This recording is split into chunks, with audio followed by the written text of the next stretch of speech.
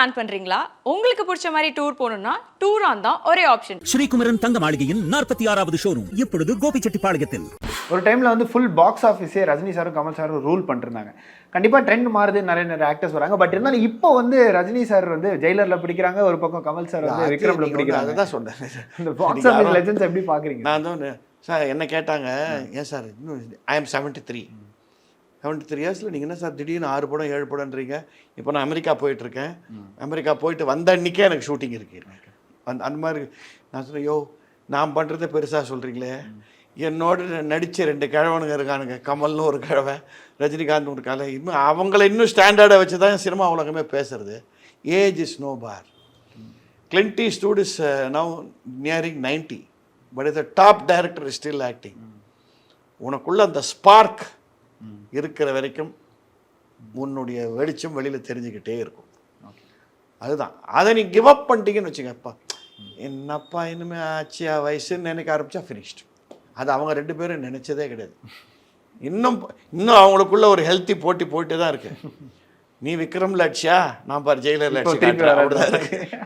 Rajini sir வந்து படம் முடிச்சுட்டு இப்போ ஹிமாலயஸ் போயிருக்காரு. ஸோ அதை எப்படி பார்க்குறீங்க? அவரோட ஸ்பிரிச்சுவல் டர்ன் அப்படின்றது இன்னும் புதுசாக ஒன்றும் இல்லையா? என்றைக்குமே அவர் அந்த காலத்துலேருந்து அப்படி தான். எங்களோட ஷூட்டிங்கெல்லாம் வரும்போது எல்லாம் பூஜையெல்லாம் பண்ணிட்டு தான் ஒரு ஷாட்டுக்கு வரோம். ஹி பிலீவ்ஸ் ஆன்மீகம்ங்கிறது முக்தி அடைய ஒரு வழி அப்படிங்கிறது அவர் நம்புகிறார். அதுக்கு நம்ம அந்த ஸ்பேஸ் நம்ம கொடுத்தே ஆகணும். அவர் இதை பண்ணுறாரா அதை பண்ணுறாரான்னு கேட்கறதுக்கு எவனுக்கும் அருகதை கிடையாது. கேள்வி கேட்க அவருக்கு இல்லை, என்னையே கேட்க எவனுக்கும் அருகதை கிடையாது. What I do in my belief is my wish. Nobody can question. உனக்கு பிடிச்சது தான் நான் செய்யணுங்கிறது அவசியம். அது நீ எங்கே செய்யணும்னா படத்தில் செய்யணும். எங்களுக்கு பிடிச்ச ரஜினியை பார்க்கணுன்னு ஆசைப்பட்டாங்க, ஜெயிலரில் பார்த்தாங்க, அதுதான் அவ்வளோதான்.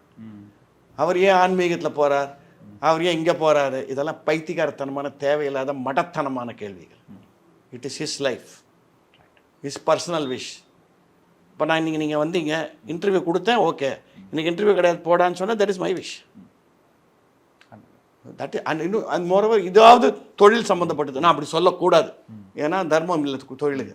அது வாட் இ டஸ் இன் ஆன்மீகம் இஸ் இஸ் பர்சனல் விஷ். கடவுளே இல்லைன்னு சொல்லிட்டு எவ்வளோ பேர் அலையிறானுங்க. அவங்கள கேட்குறான்ல எவனா கேள்வி, எப்படா நீ இப்படி சொல்கிற கடவுள் இல்லைன்னு? ஏன் அந்த தைரியம் யார் உங்கள் சேனல்ஸ்க்கே யாருக்கு இல்லையே? ஏன் ரஜினியே சொரிஞ்சிக்கிட்டு இருக்கீங்களே? ஏன்னா அவர் பண்ணால் தான் உங்களுக்கு பாப்புலாரிட்டி. கடவுள் இல்லைன்னு சொல்கிற ஒருத்தனை போய் இப்போ நீங்கள் கே வீரமணி போய் இன்டர்வியூ பண்ணி போட்டிங்கன்னா எவன் பார்க்க போகிறான் அது? ஆனால் அதே சமயத்தில் எனக்கு ரஜினி எந்த அளவுக்கு பிடிக்குமோ சத்யராஜ் அந்த அளவுக்கு பிடிக்கும். One of my closest friends. அவர் என்ன சொல்கிறார், டோட்டலாக எனக்கு கிடையாது சார் கடவுள்ன்றார். ஆன்மீகமாவது பண்ணாது, நீங்களாம் டைம் வேஸ்ட் பண்ணுறீங்க சார் என்கிட்டே சொல்லுவார் அவர். அதே மாதிரி அது அவர் விஷயம். அவரை கேட்குறீங்களா யாராவது? ஸோ இதெல்லாம் பர்சனல் பிலீஃப்ஸ், இதில் நம்ம இன்டர்ஃபியர் பண்ணக்கூடாதுங்கிறது. நடிகனாக பாருங்கள். நீங்கள் வாட்ஸ்அப்பில் இப்போ பழைய எம்ஆர் ராதா சொன்னதை நீங்கள்லாம் பாருங்கள். அதில் எங்களை ஏன்டா தெய்வம் பார்க்குறீங்க, நான் நடிகண்டா, காசு கொடுத்தேன், அதில் நாங்கள் சரியாக பண்ணுறோமான்னு பாருங்கன்னாரு. அதை மட்டும் ஜனங்க பார்க்க கற்றுக்கிட்டா தமிழ்நாட்டில் அரசியலே இம்ப்ரூவ் ஆகும். ஸோ ரஜினி சார் வந்து பேட்ட படத்துக்கு அப்புறமா ஜெயிலர் படம் ஒரு பயங்கர மாஸ் கமர்ஷியல் இப்போ வரைக்கும் எல்லாரும் கொண்டாடிட்டு இருக்காங்க. நீங்கள் ஜெயிலர் பார்த்தீங்களா சார்? நான் பார்த்தேன், டெஃபினட்டாக பார்த்தேன். நான் அதை வந்து ஆஸ் அ பிக்சர் நான் பெருசாக பாராட்ட மாட்டேன். Okay, but what I set was director has used him perfectly. நான் சொன்னேன் ஃபஸ்ட்டு மார்க் டைரக்டருக்கு. ஆனால் உங்களை வந்து அப்படி போகிறவரை கொண்டு வந்து ஒரு அழகாக ஒரு ரோடு போட்டு இந்த ரோடில் தான் நீங்கள் நடக்கணும்னு சொல்லியிருக்கிறது. ஸோ நான் படம் பார்த்துட்டு ஃபஸ்ட்டு நான் ரஜினிகிட்ட சொன்னதே அதான். இந்த உங்கள் லுக்கையும் இந்த உங்களுடைய சப்டியூட் பர்ஃபார்மன்ஸ், வயலன்ஸ்லேயும் இதில் சப்டியூட் தான் இருக்குது. அவர் யூஸ்வல் அந்த அது கிடையாது இதில். இதை ஜனங்க வந்து ஏற்றுக்கிட்டாங்க. ஃபார் யர் ஏஜ்னா இஸ் அ சூப்பர் ஹிட்னு சொன்னேன். ஓகே, ஸோ ஏற்றுக்கிட்டாங்க. That's all.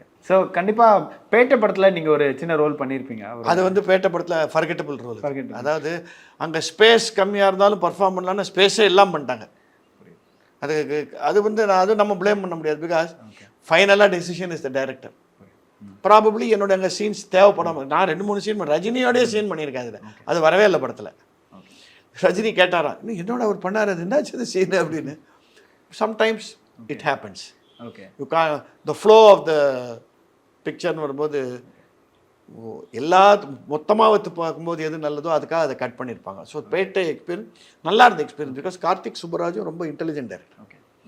ஸோ அதெல்லாம் நான் கற்றுக்கிட்டேன் இந்த காலத்து டேரக்டர். நானும் சும்மா மாதவன் சாரோட ஏசி அதையே நான் சொல்லிட்டு இருக்கேன். திருலோக் சந்தர், பாலச்சந்தர், கேஎஸ் கோபாலகிருஷ்ணன், ஸ்ரீதர்னு சொன்னதை இந்த காலத்து யங்ஸ்டர்ஸில் இவங்கெல்லாம் டேலண்டட் பீப்புள், கதையை சொல்ல தெரிந்தவர்கள். அந்த காலத்தில் நிறைய படங்கள் நீங்கள் வந்து அவரோட காம்பினேஷனில் பண்ணியிருப்பீங்க, காமெடி ஆர்டிஸ்டாக பண்ணியிருப்பீங்க, சப்போர்ட்டிங் ரோலில் ரஜினி சாரோட ட்ராவல் பண்ணியிருப்பீங்க.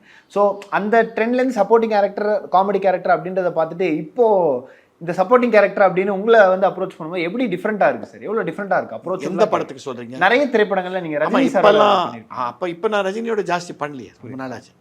இப்போ நான் அப்ரோச் பண்ணும்போது ஒன்று என்ன சந்தோஷமாக இருக்குன்னா, என்னோட முழு திறமையை யூஸ் பண்ணணுன்ட்டு வராங்க. ஓகே, ஃபுல் பொட்டன்ஷியலாக இவருக்கு அது கொடுக்கணும், இது கொடுக்கணும் இப்போ அப்படின்ட்டு வராங்க. இப்போ ஒரு படம் வந்து they're planning with me and Yogi Babu. Okay. Equal roles. Karuppu Saamy அப்படின்னு டைட்டில். ஓகே. அவர் கருப்பு, நான் சாமி அப்படிங்கிற மாதிரி. அப்புறம் இன்னொரு டைரக்டர் வந்து ஒரு காலனிக்குள்ளே நடக்கிறது அப்படிங்கிற ஒரு சப்ஜெக்ட் ஒன்று வருது. ஹரி சார் படம் ஒன்று ஒரு 3 நாள் 4 நாள் ஒர்க் பண்ணுறேன். ஆனால் பிரமாதமான ரோல், விஷால் ஹீரோ. இப்போ ரிலீஸ் ஆக போகிறதே ஆஃப்டர் கிக்கே வந்து I think it really kick of well. Bullet kick தான் அது. பிகாஸ் ரொம்ப ஜாலியாக இருக்கும். நீங்கள் நான் பண்ணும்போதே தெரிஞ்சது இந்த இவங்க 2 பேரோட பண்ணுவேன். சரி, எங்கள் சீன்ஸே எப்படி இருந்ததுன்னா மொத்த சீன்ஸ் எப்படி இருக்கும்னு நம்ம யோசிச்சு பார்க்க வேண்டியது தான். அதுவும் அனதர் ஃபைன் ஆர்டிஸ்ட் தம்பி ராமையா, எதையும் செய்யக்கூடிய ஒரு நடிகர். இதுக்கப்புறம் வந்து 2 படம் எனக்கு ரிலீஸ் ஆகுது இந்த மந்த். ஒன்றில் வந்து ஒரு சீரியஸ் ஒரு மாந்திரிகம் டைப் ஆஃப் ஒரு குருக்கல் ரோல் பண்ணியிருக்கேன். அது Chandramukhi 2, P Vasu, another my favourite directors. And இன்னொன்று மார்க் ஆண்டனி. ஓகே. அதில் நீங்கள் என்ன டோட்டலாக வேறையாக பார்க்க போறீங்க. என்ன மாதிரியே இல்லை அது பார்த்தீங்கன்னா தெரியும். ஓகே. ஸோ ஒரு டைம் இது சேலஞ்சிங்காக இருக்குது, ஜாலியாக இருக்குது. ஜாலியாக இருக்குது. இந்த ஏஜ்லேயும் பிஸியாக இருக்குங்கிறது ரொம்ப ஜாலியாக இருக்குது. அந்த ஜென்ரேஷன், அதாவது கமல் சார், ரஜினி சார், அந்த ஒரு ட்ரெண்ட் இருந்ததுல, ஒரு பூட் கட் பேண்ட் போட்டு அந்த ஒரு ட்ரெண்ட்லேருந்து நடிச்சுட்டு இப்போ வரது, இந்த ஷிஃப்ட்டை எப்படி பார்க்குறீங்க? இந்த அந்த ஷிஃப்ட்டில் வந்து டேலண்ட் ரொம்ப ஜாஸ்தி இருந்துச்சு. Okay. It was a challenge acting with either Kamal or with Rajini. Each in his own style was a giant. Okay. அது எனக்கு சொல்ல போனால் ஆஸ் அன் ஆக்டர் எனக்கு ஃபேவரட்னா கமல் தான். Okay. So I have done a lot of work. இன்னைக்கு நீங்கள் ரஜினி சார்ட்ட சொல்லியிருக்கீங்களா? அவருக்கே ஃபேவரட் கமல் தானே. ரஜினி கிட்ட வந்து நான் ஒரு தடவை வந்து அந்த 7 ஆட்கள்னு ஒரு நாடகம் பண்ணேன். பல பேருக்கு தெரியாது, 90s வந்தது. 7 ரோல் நான் ஸ்டேஜில் பண்ணியிருக்கேன். ஓகே. அதுக்கு இன்ஸ்பிரேஷன் சிவாஜி. ஓகே. ஸோ அந்த ரோல், அந்த ட்ராமா பார்த்து ரொம்ப ரசிச்சார் ரஜினி. நான் சொன்னேன், உங்களுக்கு தான் காமெடி நல்லா வருமே, இது நீங்கள் பண்ணுங்களேன் என்ன. அப்படியே சொன்னார், சார் இதெல்லாம் அந்த காலத்தில் சிவாஜி பண்ணியிருக்கணும், இல்லாட்டா இன்றைக்கி பண்ணணுன்னா உங்கள் ஃப்ரெண்டு கமல் கிட்ட சொல்லுங்கள், அவர் தான் இதெல்லாம் பண்ண முடியும். ஸோ அதனால் எனக்கு அது ஒன்றும் தப்பு இல்லை. இந்த காலத்து யங்ஸ்டர்ஸ் கிட்ட என்ன நான் ஒன்று பிடிக்கிறதுனா, அவங்க கான்சன்ட்ரேஷன் எல்லாம் இருக்குது, but they are a little more commercial then பிஃபோருங்கிறது என்னுடைய feeling. But some of them are very dedicated, some of them are really talented. எனக்கு வந்து மாநாடு பண்ணும்போது the talent of Simbu was abounding. I think இன்னும் அவருடைய ரேஞ்சுக்கு அவர் he has not reached. I am telling you, he is a very talented fellow. Okay. அதே மாதிரி Suriya was a big revelation. Okay. அவரை டைரக்டராக நான் ரொம்ப பாராட்டியிருக்கேன் இந்த வாலி படத்துக்கு. கண்டிப்பாக அது வேறு மாதிரி பண்ணுறாரு. விஜய் அவரோட தலைவாக பண்ணும்போது ஒரு சட்டிலிட்டியில் அழகாக கொண்டு போயிட்டு வர்றாரு. உங்களோட டைலாக் தான் அந்த படத்துலேயே ஒரு ஸ்பின்னிங் த்ரெட். ஆமாம். ஸோ அந்த மாதிரி each one is different in his own வே. எனக்கு சூர்யாவை ரொம்ப பிடிக்கும், பட் இன்னும் அவரோட நடிச்சதில்லை. அவள் அப்பாவோட நிறையா பண்ணியிருக்கேன். So each one is different in his own way. And Vikram இவங்க எல்லாமே தே ஆர் கான்சன்ட்ரேட்டிங் டெஃபினட்டாக. But the abundance of talent அந்த காலத்தில் அதிகமாக இருந்துங்கிறது ப்ராபப்ளி நான் அந்த காலத்தையும் வந்ததுனால நான் சொல்கிறேன்னு அதுவும் தெரியாது. ஆனால் ஒன் திங், காமெடி எங்கள் காலத்தில் இருந்த ஸ்டாண்டர்டை டச் பண்ணிக்க முடியாது. கிக் எப்படிப்பட்ட படமாக வந்திருக்கேன் அண்ட் மக்களுக்கு இது வந்து ஒரு டைரக்டர் சொல்லும் போதே என்ன சொன்னார்னா, பியூர் என்டர்டெயின்மெண்ட், ஒரு entertainment, nice story and some thrills and all that. Scope for the main artist, scope even for guest roles like mine. இது வந்து ஜனரஞ்சகமான ஜனங்க என்ஜாய் பண்ண போகிற ஒரு படங்கிறது தான் என்னுடைய ஃபீலிங். நான் நடித்த சீனை பொறுத்த வரைக்கும் மொத்த படம் நான் சொல்ல முடியாது அதுக்காக. பட் ஆனால் இருந்தாலும் ஒரு இன்னி வரைக்கும் உங்களை எது ஓட வைக்குது சார்? நாடகம், நடிப்பு பொதுவாக. அதாவது அடுத்தவங்களை என்டர்டெயின் பண்ணுங்கிற அந்த எண்ணம் அது வந்து ஸ்கூல் டேஸ்லேருந்து எனக்கு இருக்குது. ஸோ அதனால தான் நான் எஜுகேஷன்லேயும் I was on top. I was a third in state in matriculation and high first class in chemical engineering. MBA எல்லாம் பண்ணேன். பட் என்னமோ எனக்குள்ள அது ஏன்னா எங்கள் ஃபேமிலியிலே எங்கள் அப்பா நாடக நடிகர் இல்லையா, அவர் தான் ஆரம்பித்தது எல்லாமே. ஸோ ஐ திங்க் அது உள்ள ஒரு சின்ன வாய்ஸ் உட்காந்து சொல்லிக்கிட்டே இருந்தது, நீ என்ன தான் படித்தாலும் நீ கடைசியில் 2 ரோடு இப்படி வரும்போது நீ நடிப்புங்கிற ரோடு தான் எடுத்துப்பேன்னு சொல்லிட்டு. ஸோ அதுதான் என்னை உந்திக்கிட்டே இருக்குது. அடுத்தவனை என்டர்டெயின் பண்ணணும், அடுத்த ஸ்டெப்புக்கு போயிட்டே இருக்கணுங்கிறது எனக்கு ரொம்ப என்டர்டெயின் பண்ணி. இன்னைக்கு வந்து நம்ம பெரிய ஒரு ஜென்ரேஷன் கேப்ன்றதை நம்ம வந்து பார்க்குறோம். நிறைய நடிகர்கள் வந்து நாளுக்கு நாள் வந்துக்கிட்டே இருக்காங்க. பட் ஆனால் சிவாஜி இல்லை அதுக்கு காரணம் என்னன்னா, இன்னைக்கு நடிப்புங்கிறது ரொம்ப ஈஸியாக போச்சு. Technicalities is in the work for them. டெக்னிக்கலாக எவ்வளவோ நம்ம ப்ரில்லியன்ட் ஆகிட்டோம். இன்றைக்கி இந்தியாவில் வந்து சும்மா அதெல்லாம் அந்த காலம் ஹாலிவுட்டெல்லாம் சொன்னது. இன்றைக்கி டெக்னிக்கலாக நம்ம எங்கேயோ இருக்கோம். ஸோ நடிப்புங்கிறது ரொம்ப கொஞ்சம் ஈஸியாக போச்சு. ஸோ கொஞ்சம் ஸ்ட்ரெயின் எடுத்தால் நல்லா வரலாம், அதில் கொஞ்சம் மெனக்கெட்டால் பெரிய ஆளாக வரும். சிவாஜி சாரோட நீங்கள் அவ்வளோ படங்கள் நடிச்சிருக்கீங்க. 33 படம். 33 படங்கள். அதில் வந்து இன்னைக்கு சொன்னால் கூட நிறைய படங்கள் நம்மளால வந்து கௌரவமாக இருக்கட்டும் நிறைய படங்கள் சொல்லிட்டே இருக்கோம். ஸோ நடித்த அனுபவம்ன்றதை தாண்டி ஒரு மனிதராக அவரோட ட்ராவல் பண்ணி அந்த நாள்லேருந்து இந்த நாள் வரைக்கும் அவர் சொல்லிக் கொடுத்த ஒரு பாடம் மனசுலேயே ஓடிட்டு இருக்கிறது என்னவா இருக்கும்? என்ன ரோல் நீ பண்ணாலும் உன்னை அதற்கு நீ அர்ப்பணித்துக்கொள், ரிசல்ட்டை பற்றி பெருசாக கவலைப்படாத. அதாவது பகவத்கீதையை அப்படியே சொல்லிட்டார் அவர்.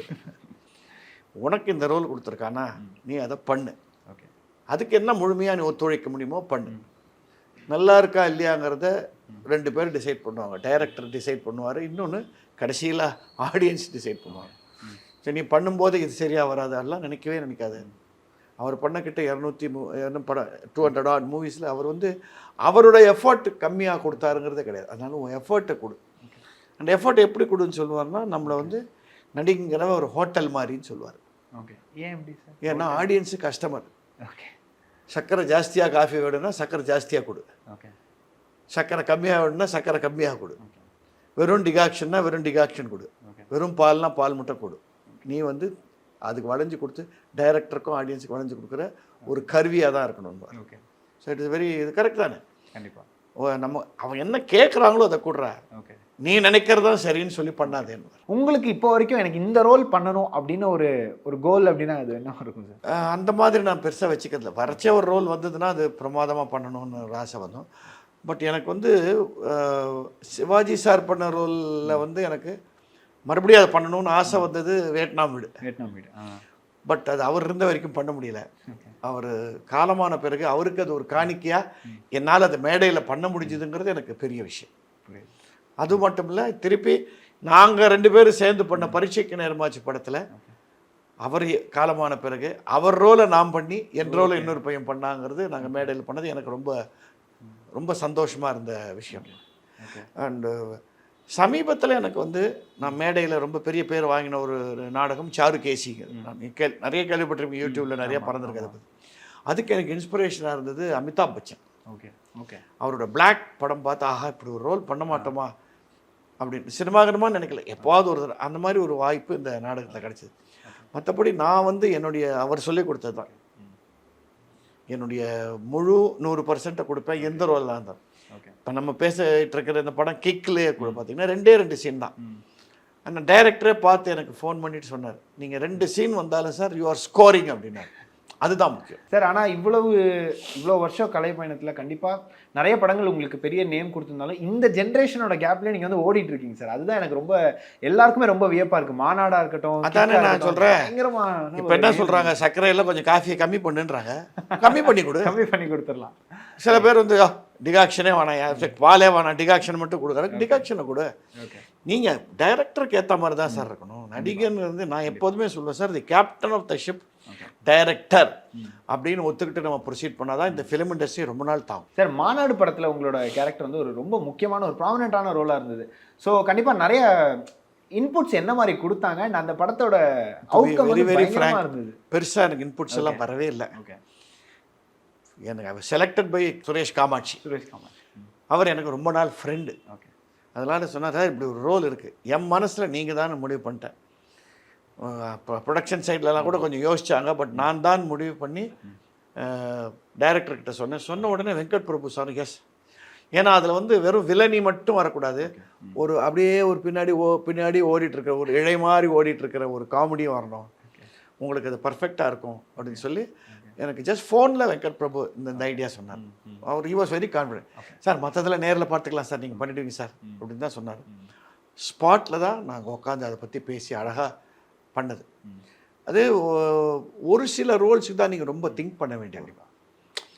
இப்போ சில பேர்லாம் என்ன சொல்கிறாங்க, ரோல் கொடுத்த உடனே நான் வீட்டுக்கு போய் அதையே நினச்சேன்.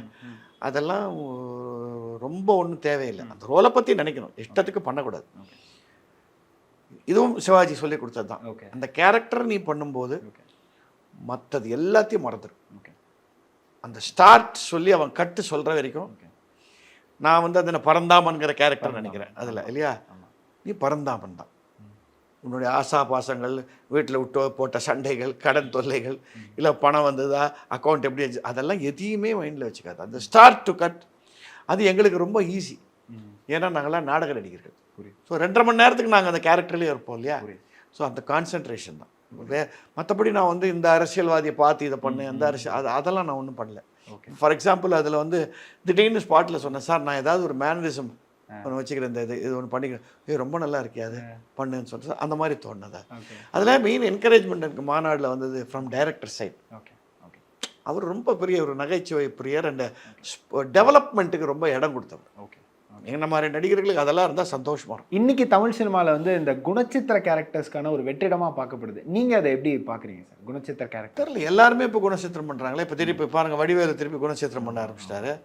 இப்போ டைரக்டர்ஸ் பூரா நடிகர் ஆகிட்டாருங்க. எங்களால் அவ்வளோ ஈஸியாக டைரக்டர் ஆக முடியல. ஸோ பெரிய வெற்றிடம்னு சொல்ல மாட்டேன், அதுக்கு ஒரு ஸ்பேஸ் இருக்குது. என்றைக்குமே அதுக்கு ஒரு ஸ்பேஸ் இருக்குது. ஆனால் அந்த காலத்தில் இருந்தாங்க பாருங்கள் ஜெயண்ட்ஸ், அந்த மாதிரி ஜெயண்ட்ஸ் யார் இன்னைக்கு கிடையாது. ஒரு ரங்கராவோ, ஒரு டிஎஸ் பாலையாவோ, உங்களுக்கெல்லாம் அது பேர்கள் தெரியாமல் கூட இருக்கலாம், இன்றைக்கி இருக்கிற பரம்பரைக்கு தெரியாது இல்லையா. இல்லை ஒரு எம்ஆர் ராதாவோ, ஒரு நாகேஷோ, ஈவன் வி நாகையாவோ, அந்த ஜெயண்ட் பர்ஃபார்மன்ஸ் யாரும் கிடையாது. பட் நிறைய பேர் ஈஸியாக ஃபிட் ஆகிடுறாங்க. அதான் சொன்னேனே, இன்றைக்கி ஸ்டோரி டெல்லிங்கே மாறி போச்சு. ஸ்ட்ரெயின் இல்லாமல் சொல்கிறாங்க டைரக்டர்ஸ். அதுன்னும் போது பண்ணுறது பெரிய வெற்றிடம். ஆனால் இந்த மாதிரி ரோலுக்கு I think there is a small gap. கண்டிப்பாக ஒரு காமெடி கலந்த ஒரு வில்லனின்னு ஒன்று இருக்கு பாருங்க, அதுக்கு அது இப்போ நான் நிறைய படங்கள் அது மாதிரி பண்ணிட்டு வரேன். அது வந்து நம்ம நாகேஷ் சார் ஒரு ட்ரெண்டில் பண்ணிட்டு இருந்ததை நம்ம வந்து பார்த்துக்கணும். ஒரு மாதிரிலாம் இனிமேல் நினைச்சே பார்க்காதீங்க. நாகேஷுக்கு முன்னாடி அந்த மாதிரி நடிகை வந்ததில்லை, நாகேஷுக்கு அப்புறமும் வரப்படும். எங்களுக்கெல்லாம் துரோணாச்சாரியார் அவர் தான். கண்டிப்பாக உங்களுக்கு அந்த சேலஞ்சிங்கான ரோல்ஸ் நிறைய வந்திருக்கும், நிறைய இன்ட்ரெஸ்டிங்கான கதை இப்போ நிறைய வர ஆரம்பிச்சிருக்கு. அதில் கிக் எப்படிப்பட்ட ஒரு கதை சார்? கிக் வந்து சேலஞ்சிங் ரோல் சொல்ல மாட்டேன், ஆனால் ரொம்ப முக்கியமான ரோல். ஓகே, அதாவது இந்த பக்கம் தம்பி ராமையா, இந்த பக்கம் சந்தானம், 2 பேருக்கு மத்தியில் ஒரு முக்கியமான இடத்துல கதையை கொண்டு போகிற ஒரு ரோல். அது எப்படி சொல்லணும்னா, இந்த பார்ட் ஆஃப் த ஸ்டோரியில் இதுக்கு முன்னாடி நடந்ததும் புரியும், இதுக்கு அப்புறம் நடக்க போகிறதும் தெரியும் அப்படின்ற மாதிரி ஒரு இம்பார்ட்டன்ட் ரோல். 2 சீன் தான் நாங்கள் ஜாலியாக பண்ணியிருக்கோம். ஏன்னா அவர் டைரக்டர் பிரசாந்த் வந்து அவரும் பெரிய காமெடி பிரியர். அவர் சொல்லிட்டார், சார் 2 சீன் தான், நீங்கள் ஸ்பேஸ் கம்மியாக இருக்கேன்னு பார்க்காதீங்க, ஸ்கோப் இருக்குன்னு சொன்னார். கண்டிப்பாக வந்து இன்னைக்கு ஜென்ரேஷனோட நடிக்கும் போது உங்களுக்கு ஒரு நிறைய விஷயம் வந்து எனக்கு அது ரொம்ப பிடிச்சி சார். அது அந்த சேஞ்ச் எனக்கு ஆரம்பிச்சது யுத்தம் செய்யோட. மிஸ்கின்னோட பண்ண ஆரம்பிச்சேன். I like the change. அவர் வந்து என்னை வந்து ரொம்ப கண்ட்ரோல்லாம் பண்ணல. சார் எனக்கு நீங்கள் எமோஷன்ஸ் ஃபுல்லாக வேணும் சார், பட் சில ரேஞ்சு நான் சொல்லுவேன், அதுக்கு மேலே போக வேண்டாம், இவ்வளோதான் சொன்னார். இன்ஃபேக்ட் அதில் ஒரு இன்சிடென்ட் வந்து எனக்கு ரொம்ப பிடிச்சது என்னென்னா, ஒரு இடத்துல நான் வந்து எதையோ நினச்சிட்டு என் பொண்ணு பேர் சொல்லி அழணும். அந்த இவனை அவன் கையை வெட்டுவேன். அதுக்கு முன்னாடி நான் வந்து சரி நம்ம ரொம்ப அழுது இது பண்ணோம்னா நீ என்ன அந்த காலத்தை நடிக்கிறான்னு சொல்லிட்டு போகிறாரு அப்படின்ட்டு கொஞ்சம் கம்மியாக பண்ணேன். அவர் உடனே கட்டுனார், ஏன் நீங்கள் உங்கள் ஃபுல் ஃப்ளோவை குறைச்சிங்க? நான் சொன்னேன் அப்படி, சார் உங்கள் பரீட்சைக்கு நேரமாச்சு பார்த்து தான் சார் எனக்கு உங்களை ரொம்ப பிடிக்கும், ஃபுல் ஃப்ளோ கொடுங்க அப்படின்னா. ஸோ அதில் தான் ஓஹோ, so they want that also when they want, but எங்கே வேணாமோ அதை அழகாக சொல்லிட்டாங்க. அந்த change it came after Mysskin for. So நிறைய படங்கள் நடித்து நீங்கள் அதாவது ஜென்ரேஷன் தாண்டி ஹீரோஸோட நீங்கள் நடிச்சிருக்கீங்க. ரொம்ப அதில் வந்து ஜாலியாக இருக்கணும். விஜய் கூட நடிச்சிட்டேன், அஜித்தோட நடிக்கல, சூர்யாவோட நடிக்கல. டூர் பிளான் பண்றீங்களா? உங்களுக்கு பிடிச்ச மாதிரி டூர் போகணும்னா டூரான் தான் ஒரே ஆப்ஷன். ஸ்ரீகுமரன் தங்க மாளிகையின் 46வது ஷோரூம் இப்பொழுது கோபிச்செட்டிப்பாளையத்தில்.